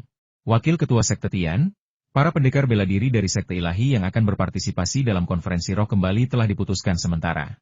Saya ingat tidak ada yang bernama Ye Feng di antara mereka, kan? Apakah Anda memiliki tanda pengenal Ketua Sekte untuk membuktikannya? Ini, belum dilaporkan kepada pemimpin Sekte. Wajah Tian Guizhang tiba-tiba berubah sangat muram. Mendengar itu, wajah datar tetua Tu dari aula hukuman tiba-tiba berubah dingin. Kalau begitu, Wakil Ketua Sekte Tian, aku harus menyinggungmu. Teman-teman, tangkap Ye Feng. Dengan teriakan, kedua prajurit berlumuran darah di belakang tetua Tu dari aula hukuman tiba-tiba berubah menjadi bercak darah dan menerkam Ye Feng. Hampir bersamaan, saraf Ye Feng juga tegang hingga batasnya. Dengan sebuah pemikiran, medan geomagnetik akan diaktifkan. Namun pada saat itu juga, sebuah tangan dingin seperti giok tiba-tiba mencengkeram pergelangan tangan Ye Feng, dan sebuah kekuatan luar biasa yang tak tertandingi menekan tubuh Ye Feng. Dalam sekejap, seolah-olah sebuah gunung telah diletakkan di atas Ye Feng, menyebabkan punggungnya membungkuk dan membuatnya tidak dapat bergerak. Pada saat itu juga, Ye Feng merasa seolah jiwanya telah tercerai-berai. Pada saat yang genting, dia tertipu dan tidak mampu melarikan diri, terpaksa menyaksikan tanpa daya saat para ahli bela diri dari aula hukuman datang untuk menangkapnya. Jangan bergerak. Pada saat yang bersamaan, Feng Qingyue, kepala aula Yue Hua, membisikkan sesuatu ke telinga Ye Feng. Hampir bersamaan, Feng Qingyue melangkah kecil ke depan, melindungi Ye Feng dan menghalangi jalan kedua pendekar dari aula hukuman yang datang untuk menangkapnya. Tunggu. Feng Qingyue memanggil dengan suara pelan. Tetua Tu dari balai hukuman tak kuasa menahan amarah dan gemetar, dan niat membunuh yang mengerikan tiba-tiba terpancar dari dirinya. Bagus, bagus, bagus. Upaya menangkap seorang seniman bela diri alam laut jiwa telah berulang kali digagalkan. Tampaknya aula hukuman jarang bertindak, dan orang-orang dari Sekte Ilahi sudah melupakan nama aula hukuman. Siapapun yang menghalangi pekerjaan balai hukuman akan dibunuh tanpa ampun. Tetua Tu dari balai hukuman tiba-tiba berteriak, kekuatan spiritualnya yang mengerikan mengunci Feng Qingyue. Feng Qingyue tetap tenang dan berkata dengan lembut, Tetua Tu, mohon maafkan saya. Alasan utama saya menghentikan Anda adalah karena saya mungkin dapat membuktikan bahwa Ye Feng bukanlah pembunuh Yu Huaisong. Bagaimana Anda bisa membuktikannya? Karena Ye Feng selalu bersama Qingyue sejak kemarin malam hingga pagi ini, dan tidak pernah meninggalkannya. Kata Feng Qingyue. Apa? Setelah mendengar ini, wakil pemimpin Sekte Yao Shen dan Jiao 11, ketiga komandan pengawal ilahi matahari dan bulan, sama-sama mengubah ekspresi mereka secara drastis. Tidak hanya itu, bahkan ekspresi Tian Guizhang pun berubah drastis. Dia menatap Ye Feng dan Feng Qingyue dengan tatapan tak percaya, agak sulit mempercayai bahwa ini benar. Ini, Tetua Tu dari balai hukuman mengerutkan kening dalam-dalam. Bolehkah saya bertanya kepada Tetua Tu, kapan Yu Huaisong meninggal? Tanya Feng Qingyue. Ia baru ditemukan oleh rekan-rekannya saat pergantian shift di waktu matahari terbit, dan tubuhnya sudah dingin dan kaku, dengan darah yang membeku. Waktu kematiannya diperkirakan sekitar pukul 1 pagi tadi, kata Tude, sesepuh balai hukuman. Ini juga merupakan gaya Tetua Tu dari balai hukuman. Dia selalu berpegang teguh pada prinsipnya dan tidak pernah berpura-pura. Kalau begitu Ye Feng tidak bisa menjadi tersangka. Kata Feng Qingyue. Ekspresi Tude tiba-tiba berubah menjadi agak tak berdaya. Atau lebih tepatnya, lega. Feng Qingyue, sebagai kepala aula bunga bulan, memiliki kultivasi yang luar biasa dan merupakan tokoh berpangkat tinggi sejati di Sekte Ilahi Matahari Bulan. Jika bahkan tetua aula hukuman tidak mempercayai perkataan Feng Qingyue, dan bahkan tidak dapat menerima kesaksian Feng Qingyue, maka Sekte Matahari Bulan Ilahi mungkin akan berada dalam kekacauan, dan kemungkinan akan terjadi pertikaian internal yang tak berkesudahan. Selain itu, dilihat dari ekspresi dan reaksi semua orang, mereka tampaknya tidak berpura-pura. Baiklah, karena ketua aula Feng adalah saksi, Ye Feng seharusnya terbebas dari kecurigaan. Ayo pergi. Dengan kibasan jubah merah darahnya, tetua Tu dari aula hukuman melesat pergi dalam seberkas cahaya merah darah. Di dalam aula bunga bulan, hanya wakil guru Yao Shen, dengan wajah pucat pasi, dan Jiao 11, komandan ketiga dari pengawal ilahi matahari dan bulan, yang berdiri di sana dengan tercengang, wajah mereka dipenuhi rasa tidak percaya. Tentu saja, ada juga Ye Feng, yang sama terkejutnya tetapi tidak berani menunjukkannya sedikitpun. Ye Feng, kau beruntung bisa lolos kali ini. Tapi begitu saudari Huaisong keluar dari pengasingan, itu akan menjadi hari kematianmu. Dengan seringai ganas, Jiao 11, komandan ketiga dari pengawal ilahi matahari dan bulan, berbalik dan pergi dengan marah, sementara wakil master Yao Shen tetap tenang. Tuan Feng, apakah Anda sudah mempertimbangkan bahwa jika kabar tentang kejadian hari ini tersebar, reputasi Anda atas kesucian dan integritas akan tercoreng? Saya permisi sekarang. Dengan memberi hormat menggunakan telapak tangan yang ditangkupkan, Wakil pemimpin sekte Yao Shen berbalik dan melayang ke langit. Seketika itu juga, wajahnya berubah menjadi sangat ganas. Ye Feng, aku pasti akan mengambil nyawamu di masa depan. Adegan ini membuat Huo Peng, mantan wakil kepala Yuehua Hall, tercengang. Awalnya, ia ingin kembali untuk melihat Ye Feng mempermalukan dirinya sendiri dan membuktikan superioritasnya. Tanpa diduga, Yao Shen dan kelompoknya mendapat penolakan dan ditinggalkan dalam keadaan yang menyedihkan. Langsung merasa tak berdaya. Bahkan wakil pemimpin Yao Shen pun mengalami kemunduran. Jadi apa yang bisa dia lakukan di sini? Memikirkan hal ini, Huo Peng ingin pergi dengan tenang. Tetapi tepat saat dia berbalik, Feng Qingyue, kepala aula Yuehua, berteriak lagi. Huo Peng, sudah kubilang, kalau kau berani masuk ke aula Yuehua lagi, aku akan mematahkan kakimu. Saat berbicara, Feng Qingyue dengan ringan mengetuk jarinya yang seperti giok, dan cahaya ungu melesat keluar seperti bintang jatuh, seketika menembus kaki kanan Huo Peng. Jeritan melengking yang menyakitkan tiba-tiba keluar dari bibir Huo Peng. Huo Peng, yang baru saja melompat ke udara, tiba-tiba terhempas ke tanah. Ketika dia berdiri lagi, kaki kanannya yang terangkat bergoyang tak menentu dari sisi ke sisi, menunjukkan bahwa kakinya patah. Berbalik dan menatap Feng Qingyue dengan penuh kebencian, Huo Peng melompat ke udara sekali lagi, menghilang di kejauhan. Dia menepati janjinya.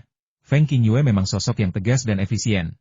Pada saat itu, Feng Qingyue melepaskan jarinya dari pergelangan tangan Ye Feng, dan beban berat yang menekan punggung Ye Feng pun menghilang. Ye Feng, kau berhutang nyawa padaku.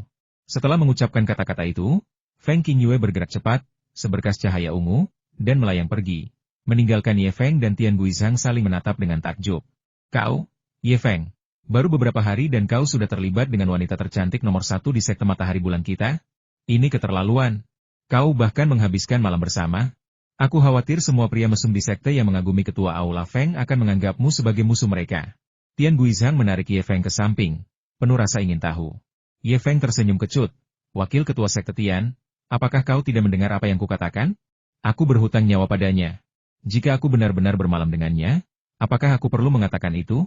Penyebutan insiden ini hanya semakin memicu kemarahan Ye Feng. Wakil ketua sekte Tian, katakan padaku, apakah aku dizalimi atau tidak? Aku tidak membunuh siapapun. Aku menderita begitu banyak ketidakadilan dan hidup dalam ketakutan terus-menerus, dan pada akhirnya, aku membuat beberapa musuh bebuyutan dan bahkan berhutang nyawa pada seseorang. Katakan padaku, apakah aku dizalimi atau tidak? Dengan baik, ini benar-benar nasib buruk bagimu. Omong-omong, apakah kau benar-benar tidak membunuh Yu Huaisong? Tanya Tian Guizhang lagi. Mata Ye Feng membelalak. Jika aku benar-benar membunuhnya, apakah aku perlu meninggalkan mayat agar dia bisa mencari masalah? Siapapun bisa menghancurkan bukti dan menghilang begitu saja. Itu benar. Namun, Yu Huaisong memang terbunuh saat bertugas. Berita itu sudah menyebar ke seluruh sekte, yang membuat balai hukuman waspada. Dan kebetulan kau pernah beberapa kali berselisih dengan Yu Huaisong, jadi kau menyimpan dendam padanya. Itulah sebabnya masalah ini muncul. Setelah mendengar kata-kata Tian Guizhang, sebuah pikiran tiba-tiba terlintas di benak Ye Feng. Tian Guizhang berhenti sejenak, menatap Ye Feng dari atas ke bawah. Namun, kau benar-benar mengesankan. Bahkan sebelum kau mencapai terobosan, kau berhasil membunuh Yang Zhengxi, yang berada di tingkat kedua alam pemurnian Qi. Dan sekarang setelah kau baru saja menembus ke alam laut jiwa, kau mampu mengalahkan seorang ahli tingkat pertama alam pemurnian Qi secara langsung. Bahkan jika anak itu agak tidak berguna, kau tetap luar biasa. Tapi aku tidak bisa berhutang nyawa kepada seseorang tanpa alasan. Hutang budi ini sulit untuk dilunasi. Tian Guizhang menepuk bahu Ye Feng dengan lembut, kau seharusnya diam-diam senang. Ada banyak orang di seluruh sekte ilahi yang ingin berhutang budi pada Feng Qingyue, ketua aula, atas nyawa mereka. Pada saat itu, ekspresi Tian Guizhang tiba-tiba berubah serius. Namun, kau tidak boleh mengabaikan adik Yu Huaisong yang disebutkan Jiao 11. Kakak perempuan Yu Huaisong, Yu Hanjing, adalah seorang ahli bela diri yang setara dengan Feng Qingyue. Keduanya dikenal sebagai si cantik kembar matahari dan bulan dari sekte matahari bulan. Feng Qingyue memiliki karakter yang mulia dan cukup baik hati.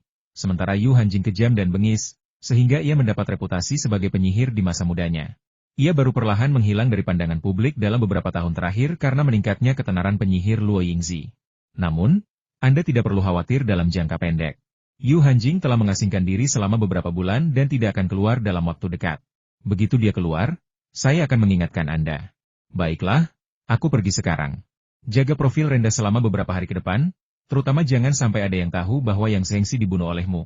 Jika tidak, kecurigaan terhadapmu hanya akan semakin kuat. Setelah memberikan instruksinya, Tian Guizhang terbang ke udara dan pergi. Ketika Ye Feng kembali ke aula Yuehua, beberapa anggota yang masih berada di sana memandangnya dengan cara yang berbeda. Ada rasa takut, iri hati, dan sedikit kecemburuan. Ye Feng tidak punya waktu untuk menangani hal-hal ini. Dia merasa kewalahan dengan 1001 masalah yang perlu segera diselesaikannya, terutama kematian Yu Huaisong. Kematian Yu Huaisong terlalu mendadak, seolah-olah Yao Shen baru saja gagal memberikan tugas kepada Sekte Ilahi ketika berita kematiannya tiba. Saat semua orang menghadapinya, Ye Feng hampir mengira mereka sedang menjebaknya. Namun, setelah pemeriksaan lebih teliti, Ye Feng yakin bahwa Yao Shen dan yang lainnya tidak sengaja membunuh Yu Huaisong untuk menjebaknya. Pertama, membunuh seorang ahli alam kondensasi Qi untuk menjebak seorang seniman bela diri alam laut jiwa terlalu mengada-ada dan tidak mungkin. Kedua, Yu Huaisong meninggal sekitar pukul 1 pagi tadi. Sementara pagi ini Yao Shen secara khusus memberikan misi kepada Ye Feng, yang bertentangan dengan waktunya. Dengan kata lain, Yu Huaisong dibunuh oleh orang lain, jadi siapa pembunuhnya? Awalnya, Ye Feng tidak mempertimbangkan masalah ini, tetapi sebuah komentar dari wakil ketua sekte Tian Guizhang mengingatkannya. Seperti yang baru saja dikatakan Tian Guizhang, Ye Feng dan Yu Huaisong memiliki konflik dan bermusuhan. Jadi Ye Feng adalah orang yang paling mencurigakan. Hal ini mengingatkan Ye Feng pada orang lain Bai Zizai, lelaki tua berambut perak yang menjaga Akademi Spiritual Laut Bambu. Meskipun, menurut Tian Guizhang, Yu Huaisong telah menyinggung banyak orang di dalam sekte Matahari Bulan, Ye Feng percaya bahwa kebencian antara Bai Zizai dan Yu Huaisong sangat besar. Meskipun Bai Zizai adalah seorang seniman bela diri tingkat 5 puncak alam laut jiwa yang sudah tua, berapapun usianya, dia tetaplah seorang seniman bela diri tingkat 5 puncak alam laut jiwa dan memiliki harga diri. Meskipun sekarang dia pada dasarnya hanya bersantai saja, tidak ada orang dengan temperamen terbaik yang bisa mentolerir hinaan dan pukulan dari Yu Huaisong. Namun Bai Zizai tetap tersenyum sepanjang waktu, bahkan ketika dia dipukuli. Ekspresi dan ketenangan seperti itu bukanlah sesuatu yang dimiliki orang biasa. Terlebih lagi, tepat ketika Ye Feng menjatuhkan Yu Huaisong di Akademi Roh, Bai Zizai mampu muncul secara diam-diam di belakang Ye Feng, membuat Ye Feng curiga. Yang terpenting, Yu Huaisong pernah mengatakan bahwa dia akan memukuli Bai Zizai setiap kali melihatnya. Karena itu, Bai Zizai akan memiliki alasan untuk membunuh. Mungkinkah lelaki tua berambut perak ini, Bai Zizai, adalah seorang master tersembunyi? Setelah menyadari hal ini, Ye Feng sangat terkejut, dan semakin dia memikirkannya, semakin masuk akal kelihatannya. Jika tidak, jika itu adalah seorang seniman bela diri di puncak tingkat kelima alam laut jiwa, dan yang juga memegang posisi di Sekte Ilahi, mereka pasti akan membuat keributan jika dikalahkan. Jika ada kesempatan di masa depan, kita pasti harus mengujinya dengan benar. Selain itu, hal yang lebih tidak bisa dipahami Ye Feng adalah tindakan Feng Qingyue. Tentu saja, yang lebih mengejutkan adalah Feng Qingyue sebenarnya telah mengetahui isi pikiran Ye Feng saat itu. Terlebih lagi, fakta bahwa satu kekuatan saja dapat melumpuhkan Ye Feng semakin membuatnya ngeri. Yang lebih tidak bisa dipahami Ye Feng adalah kenyataan bahwa Feng Qingyue benar-benar bersaksi untuknya, yang hampir membahayakan ketidakbersalahannya dalam proses tersebut. Meskipun ada banyak teori tentang seorang pria dan wanita yang menghabiskan malam bersama, dan apakah itu untuk berlatih bela diri atau kultivasi, itu tetap hanya satu malam. Tetapi orang cenderung bergosip, jadi siapa yang akan percaya bahwa Ye Feng dan Feng Qingyue berkultivasi bersama tanpa saling mengganggu sepanjang malam? Sebagian besar orang akan mengaitkan hal ini dengan hubungan romantis, dan dampaknya terhadap reputasi Feng Qingyue akan sangat besar. Kau berhutang nyawa padanya? Apakah memang aku berhutang nyawa padanya? Mata Ye Feng tiba-tiba menyipit. Sejak insiden pembunuhan Yu Huaisong, Ye Feng mengikuti saran wakil pemimpin sekte Tian Guizhang, menjalani kehidupan terpencil dan mencurahkan seluruh energinya untuk kultivasi. Namun, situasi ini hanya berlangsung selama 5 hari, karena waktu kompetisi berburu harta karun telah tiba. Ye Fengyue menikmati tunjangan bulanan yang cukup di aula Yuehua, tetapi dia tidak memiliki kebebasan untuk keluar sesuka hati. Dia harus melapor kepada kepala aula, Feng Qingyue, sebelum dia bisa masuk atau keluar. Sejujurnya, sejak hari itu ketika dia seharusnya berutang nyawa kepada Feng Qingyue, Ye Feng enggan bertemu dengannya. Wanita itu terlalu tangguh. Bagaimana mungkin kamu bisa tahu bahwa dia akan melarikan diri hari itu? Apakah kau akan ikut serta dalam perburuan harta karun? Meskipun enggan, Ye Feng tetap menemui Feng Qingyue di halaman spiritual yang cukup luas di aula bunga bulan. Feng Qingyue tetap sama, tanpa riasan, wajahnya polos, dihiasi jepit rambut giok dan berpakaian ungu, memiliki kecantikan yang mampu menggulingkan kerajaan. Namun, keanggunan surgawinya membuat banyak orang merasa malu dengan penampilan mereka sendiri pada pandangan pertama. Tentu saja, Ye Feng tidak memiliki perasaan itu. Jika tidak, dia mungkin akan menatap langsung Feng Qingyue hari itu. Itu benar. Tunggu sebentar. Setelah menerima jawaban Feng Qingyue, Ye Feng terkejut. Bagaimana mungkin dia bahkan tidak memiliki sedikit kebebasan ini? Menurut peraturan Aula Yuehua, meskipun para praktisi bela diri dengan tunjangan bulanan menengah perlu melaporkan keberadaan mereka, itu hanya masalah pelaporan. Mereka dapat pergi sesuka hati setelah memberi isyarat. Sayangnya, sekeras apapun Ye Feng berteriak, tidak ada gema. Tak berdaya, Ye Feng hanya bisa menunggu dengan sabar. Tidak ada yang bisa dia lakukan. Bagaimanapun, dia berhutang nyawa pada Feng Qingyue, meskipun dia merasa agak teraniaya oleh bantuan ini. Setengah jam kemudian, Feng Qingyue keluar dari ruangan dalam lagi, tetapi kali ini dia telah mengganti pakaiannya. Mengenakan pakaian putih bersih, dengan topi bambu ungu dan beberapa lapis kerudung ungu yang sepenuhnya menyembunyikan kecantikan Feng Qingyue yang memukau. Ayo pergi. Aku juga akan ikut kompetisi berburu harta karun, jadi aku akan ikut denganmu. Suara Feng Qingyue yang jernih dan merdu seperti lonceng kembali membuat Ye Feng takjub. Ye Feng, ku dengar kau berasal dari alam naga hitam yang sangat jauh? Itu benar. Aku dengar, bahkan bagi para ahli di alam penempaan Qi, menyeberangi laut mati di alam luar sangat berbahaya. Bahkan ke alam Tianqing, yang terdekat dengan kita, biasanya membutuhkan waktu 2 atau 3 tahun untuk sampai ke sana. Dan alam naga hitam berjarak beberapa alam dari alam roh sejati kita. Bagaimana kau bisa sampai di sini? Saat mereka melakukan perjalanan bersama, Ye Feng dan Feng Qingyue mulai mengobrol. Bagaimana aku sampai di sini adalah cerita panjang. Secara kebetulan aku menemukan susunan teleportasi kuno dan tanpa alasan yang jelas mendapati diriku berada di alam roh sejati. Ini adalah jawaban yang sudah dipikirkan Ye Feng sejak lama. Lagi pula, sebagai seorang seniman bela diri dari wilayah lain, Ye Feng kemungkinan akan bertemu dengan banyak seniman bela diri yang penasaran, jadi dia memikirkan jawaban ini. Mendengar itu, Feng Qingyue sedikit menoleh dan menatap Ye Feng selama 2 atau 3 tarikan napas. Ye Feng dapat melihat bahwa tatapan Feng Qingyue, yang tersembunyi di balik 2 atau 3 lapis tabir, sedalam lautan dan seterang bintang. Jika kau tidak mau membicarakannya, ya sudah. Kenapa kau berbohong padaku? Feng Qingyue tiba-tiba berkata. Ye Feng sangat malu mendengar hal itu. Untuk sesaat, dia tidak tahu harus bereaksi seperti apa. Mengatakan yang sebenarnya adalah masalah hidup dan mati bagi Ye Feng, jadi dia tidak berani berbicara sembarangan. Apakah kita perlu menguraikan lebih lanjut tentang kebohongan dan upaya menutup-nutupinya? Ye Feng merasa aneh bahwa Feng Qingyue begitu yakin dia berbohong. Apakah dia sedang ditipu? Kejadian ini membuat suasana di antara keduanya agak canggung, dan Ye Feng pun berhenti berbicara. Karena kebenaran tidak bisa diungkapkan dan kebohongan tidak ada artinya. Lebih baik tidak mengatakan apapun sama sekali. Namun, Ye Feng bukanlah tipe orang yang tidak berperasaan.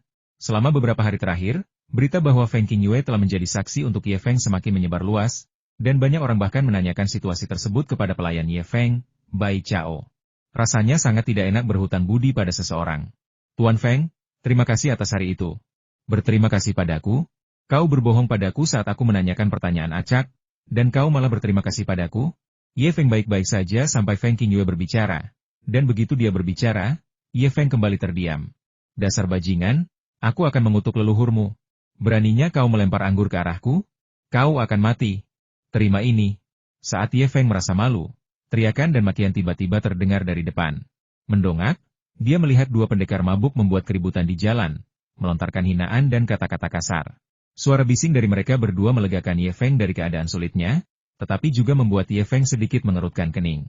Terlebih lagi, Ye Feng dapat melihat melalui tabir bahwa alis Feng Qingyue yang halus juga berkerut, yang jelas menunjukkan bahwa dia agak tidak senang. Tuan Feng, mari kita ambil jalan yang lebih panjang. Ye Feng memberi isyarat, dan Feng Qingyue dengan patuh mengikuti instruksinya, berjalan bersamanya ke sisi kiri jalan untuk menghindari 2 pendekar bela diri yang membuat masalah. Pada saat itu, pendekar pedang bermulut kotor itu tiba-tiba melepaskan sebilah cahaya sepanjang lebih dari 10 kaki, dan seperti angin puting beliung, ia menghantam pendekar pedang berpakaian hitam yang membelakangi Ye Feng dan Feng Qingyue. Bang! Prajurit berjubah hitam itu menghindari energi pedang sang pendekar pedang, tetapi ditendang oleh pendekar pedang tersebut.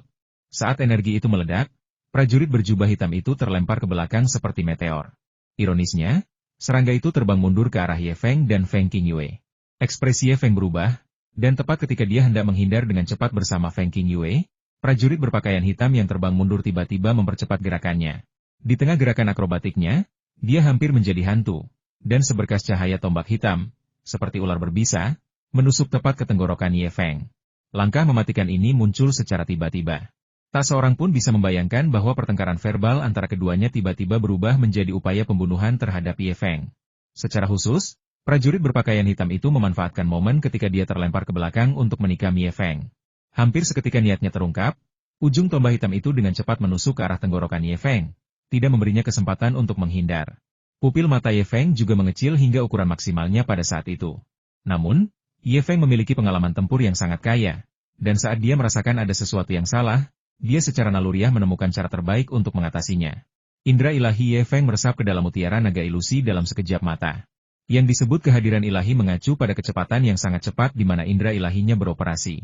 Cahaya perak yang hampir tak terlihat tiba-tiba muncul dari bawah kaki Ye Feng. Medan magnet bumi. Saat medan geomagnetik diaktifkan, cahaya tombak hitam itu tampak ditarik oleh kekuatan yang besar, dan tanpa terkendali bergeser ke kiri. Hampir bersamaan, cahaya tombak pada tombak hitam itu tiba-tiba melesat lebih dari 3 zhang. Keringat dingin tiba-tiba membasahi pakaian dalam Ye Feng. Ini adalah serangkaian gerakan mematikan. Jika Ye Feng bereaksi sedikit lebih lambat, atau jika tombak hitam itu tidak dibelokkan oleh medan geomagnetik, maka cahaya tombak hitam yang bergelombang itu mungkin sudah menembus tenggorokan Ye Feng, dan lawannya akan berhasil. Sebenarnya, kemiringan itu terjadi karena ditarik oleh medan magnet bumi. Ye Feng sedikit memutar tubuhnya, dan cahaya tombak 3 zhang pada tombak hitam itu menembus ketiak Ye Feng. Ekspresi ketidakpercayaan yang mendalam, seolah-olah dia telah melihat hantu, tiba-tiba muncul di wajah prajurit berpakaian hitam itu. Tetapi keterkejutan ini hanya berlangsung sesaat. Ye Feng, hati-hati. Tepat saat itu, seruan Feng Qingyue terdengar, menunjukkan betapa cepatnya upaya pembunuhan terhadap Ye Feng. Namun, melihat pemandangan di hadapannya, jari giok Feng Qingyue yang terulur sedikit ditarik kembali. Hai! Saat ia menghembuskan napas, cahaya tombak hitam yang tadi melewati ketiak Ye Feng berbalik dan menyerang pinggang Ye Feng seperti ular piton berbisa. Ekspresi ganas tiba-tiba muncul di wajah prajurit berpakaian hitam itu. Ledakan. Semburan petir yang menyilaukan tiba-tiba muncul di telapak tangan Ye Feng. Seberkas kilat gelap dan menakutkan tiba-tiba melesat keluar dari telapak tangan Ye Feng. Saat petir yang mengerikan itu menyambar, secercah keraguan terlintas di mata prajurit berpakaian hitam yang telah membunuh Ye Feng dan Feng Qingyue. Karena sambaran petir mengerikan Ye Feng tidak ditujukan pada pembunuh berpakaian hitam itu, melainkan pada tombak di tangan pembunuh tersebut. Tatapan bertanya-tanya terlintas di mata pembunuh berpakaian hitam itu, lalu ekspresinya berubah drastis. Pembunuh berpakaian hitam itu sepertinya telah memahami sesuatu. Mendesis. Saat petir yang mengerikan menyambar tombak hitam itu, kilat biru melesat melintasi tombak hitam tersebut, menyebar dengan kecepatan luar biasa. Meskipun si pembunuh berbaju hitam memahami hal ini dan segera melepaskan cengkeramannya, semuanya sudah terlambat. Percikan listrik berwarna hitam dan biru berkelebat di sepanjang gagang tombaknya dan menembus tubuhnya. Kekuatan dahsyat petir surgawi itu segera menyebabkan pembunuh berpakaian hitam itu gemetar tak terkendali. Tubuhnya bergetar seperti daun. Tertawa. Suara ujung jari yang menusuk udara tiba-tiba terdengar, riak menyebar di udara, dan sebuah jari berwarna giok tiba-tiba melesat keluar, menghantam dahi pembunuh bayaran berkulit hitam itu dengan kecepatan kilat. Pada saat itu, sang pembunuh berpakaian hitam gemetar hebat. Matanya membelalak ketakutan, dipenuhi rasa tidak percaya dan heran. Dia hanya bisa menyaksikan tanpa daya saat jari berwarna giok itu membesar tanpa batas di matanya, merobek baju zirah pelindung roh hitamnya dalam sekejap. Kemudian, dia mendengar suara tengkoraknya hancur berkeping-keping. Dan kemudian, selesai sudah. Dengan rasa sakit yang menusuk di kepalanya, jiwa sang pembunuh berpakaian hitam runtuh, dan kesadarannya benar-benar lenyap. Hanya matanya yang terbuka lebar yang tersisa, dipenuhi teror dan keteran yang tak terbayangkan. Di sampingnya, Feng Qingyue, dengan jari-jarinya yang seperti giok tersembunyi di dalam lengan bajunya, juga terpstunet. Dia menatap mayat di tanah, lalu ke Ye Feng. Wajahnya dipenuhi ketidakpercayaan di balik kerudungnya. Tingkat ketiga dari alam penempaan meridian. Jika dia tidak melihatnya dengan mata kepala sendiri, Feng Qingyue tidak akan pernah percaya bahwa Ye Feng benar-benar bisa membunuh seorang ahli kuat di tingkat ketiga alam pemurnian Qi. Selain itu, mereka lengah dan tidak siap menghadapi serangan mendadak musuh. Dan semuanya terjadi dalam waktu kurang dari 2 tarikan napas. Panggilan. Pada saat yang sama, Ye Feng menghela napas lega. Beberapa saat yang lalu, saraf Ye Feng tegang. Jika dia melakukan kesalahan sekecil apapun, dia akan berada dalam bahaya kematian di sini. Seandainya Ye Feng tidak dilindungi oleh medan magnet bumi, dia mungkin sudah tamat hari ini. Adapun mengapa Ye Feng mampu membunuh pembunuh bayaran ini, yang tingkat kultivasinya setinggi tingkat ketiga alam pemurnian Qi, dengan begitu mudah, itu juga karena kecerdasan Ye Feng. Saat Ye Feng melepaskan petir dahsyatnya, indera spiritualnya mendeteksi bahwa tombak hitam itu terbuat dari logam. Dengan sekali pikir, Ye Feng dengan santai menyemburkan petir dahsyat itu ke tombak pembunuh berpakaian hitam tersebut. Tombak itu digenggam erat di tangan pembunuh bayaran berpakaian hitam. Sambaran petir yang mengerikan menghantam langsung tubuh pembunuh bayaran itu, memperkuat kerusakan akibat petir dan meningkatkan efek melumpuhkannya. Kemudian, Ye Feng dengan lancar melepaskan jurus jari awan melayang. Karena prajurit berpakaian hitam itu berusaha membunuh Ye Feng dan terlalu dekat dengannya. Ia menjadi lumpuh dan, dengan satu jari, Ye Feng meledakkan otaknya. Alasan utamanya adalah kultivasi Ye Feng telah menembus alam laut jiwa, dan dia juga memiliki berkah dari Ziling dari meridian pedang pertama. Jika tidak, dia tidak akan mampu membunuh pembunuh berpakaian hitam itu hanya dengan satu jari. Selain itu, Ye Feng samar-samar merasakan bahwa baju zirah pelindung roh milik pembunuh berpakaian hitam itu agak lemah, hanya sedikit lebih kuat daripada baju zirah pelindung roh Yu Huaisong di tingkat pertama alam pemurnian Qi. Dia seharusnya termasuk jenis seniman bela diri yang serangan utamanya sangat kuat. Adapun para penyintas, Ye Feng sudah beberapa kali berada di ambang kematian akibat serangkaian upaya pembunuhan oleh para pembunuh berpakaian hitam. Dia berjuang dengan sekuat tenaga. Dan dalam sekejap mata, bagaimana mungkin dia berpikir untuk meninggalkan seorang pun yang selamat? Selain itu, seorang ahli yang sangat kuat di tingkat ketiga alam pemurnian Qi bukanlah seseorang yang bisa begitu saja dibiarkan hidup oleh Ye Feng jika dia mau. Satu langkah ceroboh, dan Anda mungkin akan menanggung konsekuensinya. Sekarang, aku mulai percaya bahwa kau benar-benar memiliki kemampuan untuk mengalahkan Yu Huaisong secara diam-diam. Kata Feng Qingyue kepada Ye Feng dengan takjub, jelas terkejut dengan apa yang dilihatnya. Kata-kata itu langsung membuat wajah Ye Feng berubah muram. Tuan Feng, saya. Berhenti bicara, aku percaya kau tidak membunuhnya. Hati-hati, mungkin ada pembunuh bayaran di sekitar sini, kata Feng Qingyue. Mata Ye Feng menyapu ke segala arah dengan kecepatan kilat. Ada cukup banyak penonton, dan pendekar pedang yang sebelumnya menebas pembunuh berpakaian hitam itu masih ada di sana. Tetapi sekarang ia tergeletak di tanah. Ketika aura sebenarnya dari pembunuh berpakaian hitam itu terungkap, dia sangat ketakutan hingga jatuh ke tanah. Dia tidak pernah menyangka bahwa ahli bela diri yang berdebat dengannya ternyata adalah seorang ahli alam pemurnian Qi. Lebih buruk lagi, ahli alam pemurnian Qi ini terbunuh dalam sekejap mata. Ini seharusnya tidak ada hubungannya dengan pendekar pedang ini. Kata Feng Qingyue. Memang, si pembunuh pasti sengaja memprovokasi pendekar pedang itu, yang kemudian memanfaatkan kesempatan untuk membunuhnya setelah ditendang. Dia sangat terampil dalam pembunuhan. Kata Ye Feng. Mengapa dia mencoba membunuhmu? Apakah kau mengenalinya? Tanya Feng Qingyue sambil menunjuk ke arah pembunuh bayaran berbaju hitam yang sudah tewas. Aku tidak mengenalnya. Saat ia menggelengkan kepalanya, ekspresi Ye Feng tiba-tiba berubah. Ia melangkah maju dan meraba wajah pembunuh berpakaian hitam itu. Dengan tarikan lembut, topeng kulit manusia setipis sayap jangkrik terkoyak, memperlihatkan wajah aslinya. Setelah melihat wajah asli pembunuh berbaju hitam itu, Feng Qingyue tiba-tiba berseru pelan. Dia? Itu Xia Nyu Tong si tombak hantu? Kau benar-benar membunuh Xia Nyu Tong si tombak hantu? Setelah melihat wajah asli pembunuh berpakaian hitam itu, ekspresi Feng Qingyue tiba-tiba berubah menjadi terkejut. Apa? Apakah Ghost Spear Xia Nyu Tong ini sangat terkenal? Ye Feng belum lama berada di ibu kota bela diri Qinglan, jadi dia hanya tahu sedikit tentang para seniman bela diri terkenal di ibu kota bela diri Qinglan. Bukan hanya terkenal, tapi sangat terkenal. 3 tahun lalu, Fen Wuming, salah satu dari 8 pelindung Tian Luomen, yang tingkat kultivasinya setinggi tingkat kelima alam pemurnian Qi, meninggal akibat upaya pembunuhan oleh tombak hantu Xia Nyu Tong. Xia Nyu Tong, sang tombak hantu, mahir dalam pembunuhan, unggul dalam kecepatan, dan menguasai seni penyamaran. Dalam lebih dari 10 tahun sejak kemunculannya di ibu kota bela diri Qinglan, ia telah membunuh lebih dari 10 ahli di alam pemurnian Qi dan banyak seniman bela diri di alam laut jiwa. Ia dianggap sebagai musuh nomor 1 oleh kekuatan-kekuatan besar. Bahkan sekte ilahi matahari bulan kita pun pernah kehilangan seorang ketua aula yang dibunuh olehnya dan telah melancarkan beberapa pengepungan terhadapnya. Sayangnya, orang ini sangat mahir menyembunyikan keberadaannya, dan tombak hitamnya muncul dan menghilang secara tak terduga. Setelah 3 kali upaya gagal untuk mengepung dan membunuhnya, yang mengakibatkan hilangnya 2 orang, sekte ilahi menyerah padanya. Kata Feng Qingyue. Apakah dia seorang pembunuh bayaran profesional? Tuan Feng, apakah Anda mengatakan bahwa tombak hantu Xia Nyu Tong disewa untuk membunuh saya? Seberapapun terkenalnya tombak hantu Xia Nyu Tong, ini adalah pertanyaan yang paling dipedulikan Ye Feng. Benar sekali, Ghost Gan Xia Nyu Tong memang seorang pembunuh bayaran profesional. Dia sering menerima pekerjaan pembunuhan sebelumnya.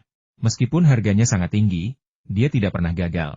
Karena itu, banyak orang yang meminta bantuannya. Namun, belum tentu benar bahwa Ghost Spear Xia Nyu Tong datang untuk membunuhmu atas perintah orang lain. Kata Feng Qingyue. Saya tidak dipekerjakan oleh siapapun, Tuan Feng. Saya tidak pernah memiliki permusuhan dengan Ghost Spear Xia Nyu Tong ini. Kau tidak memiliki permusuhan dengan Ghost Spear Xia Nyu Tong, tetapi kau memiliki permusuhan dengan Yan Chong, penguasa menara 1000 bintang di alam roh sejati. Kata-kata Feng Qingyue mengejutkan Ye Feng, yang menatapnya dengan ekspresi bingung. Apakah Yan Chong berhubungan dengan Xia Nyu Tong? Lebih dari 3 tahun yang lalu, Sebelum Ghost Persia Nyutong membunuh Fan Wuming, salah satu dari 8 pelindung Tian Luomen, dia telah secara diam-diam bergabung dengan aula pengawal dalam Wan Xinglou, dan posisinya tidak rendah. Tombak hantu Xia Nyutong telah bergabung dengan Menara Wan Xing. Ekspresi Ye Feng berubah drastis. Mungkin hanya penjelasan ini yang dapat menjelaskan mengapa tombak hantu Xia Nyutong datang untuk membunuhnya, Ye Feng. Ya, meskipun Yan Chong, pemimpin Paviliun Seribu Bintang di alam roh sejati, menangani masalah ini secara sangat rahasia, dan bahkan memberi Xia Nyutong identitas yang berbeda ketika dia bergabung dengan Paviliun Seribu Bintang. Tapi mata-mata sekte matahari bulan kita ada di mana-mana. Mereka mengetahui berita ini dalam beberapa hari, tetapi kita belum mengumumkannya kepada publik, kata Feng Qingyue.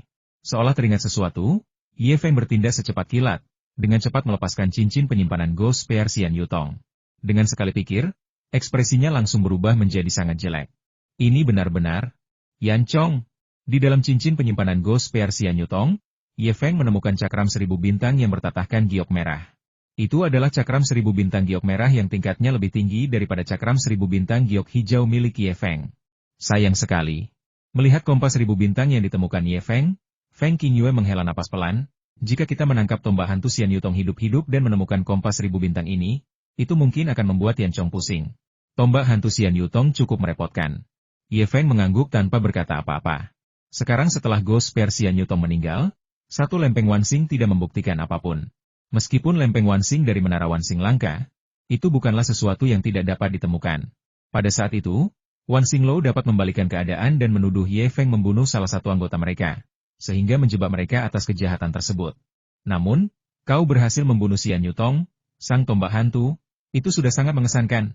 Aku khawatir aku tidak akan yakin bisa menangkapnya hidup-hidup. Ngomong-ngomong, bagaimana kau menangkis tombak hitam Xia Nyutong? Gerakan itu benar-benar jenius. Aku masih tidak mengerti bagaimana kau melakukannya. Tanya Feng Qingyue. Ini, Ye Feng agak malu. Dalam keadaan normal, menanyakan rahasia seniman bela diri lain secara gegabah adalah hal yang tabu. Jika itu orang lain, Ye Feng akan menampar mereka atau mencemooh mereka.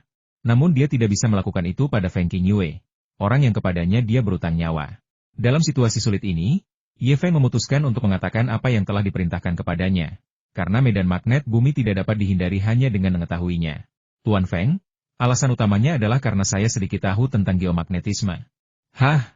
Oh tidak, ada masalah di sini? Ayo kita pergi dari sini.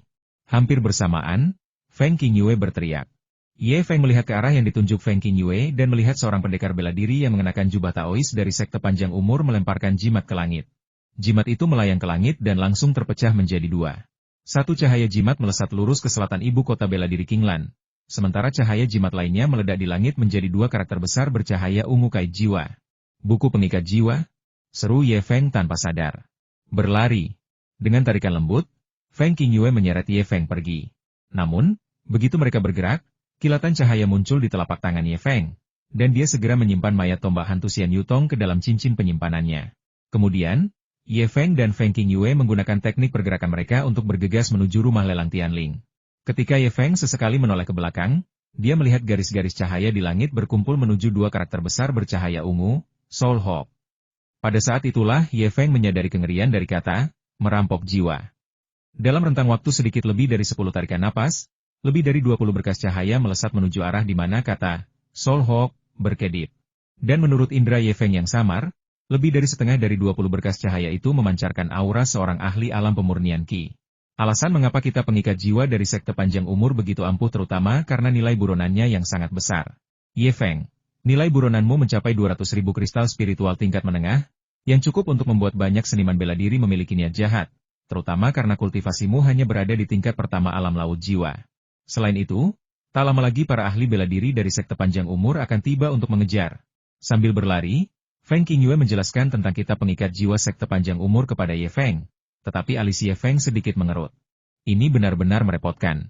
Jika demikian, setiap kali dia keluar, murid-murid sekte panjang umur akan menemukan keberadaannya dan mengirimkan jimat pemanggil jiwa. Bukankah Ye Feng kemudian akan terpaksa tinggal di dalam sekte Dewa Matahari Bulan? Saat Ye Feng mengamati garis-garis cahaya yang berkumpul di langit, alisnya semakin berkerut. Saat itu, Duan Yingnian, pemimpin Aula Burung Merah dari sekte panjang umur, mengancam akan menulis nama Ye Feng di kitab pengikat jiwa. Ye Feng tidak mengindahkannya saat itu, tetapi sekarang dia menyadari bahwa kitab pengikat jiwa adalah masalah terbesarnya.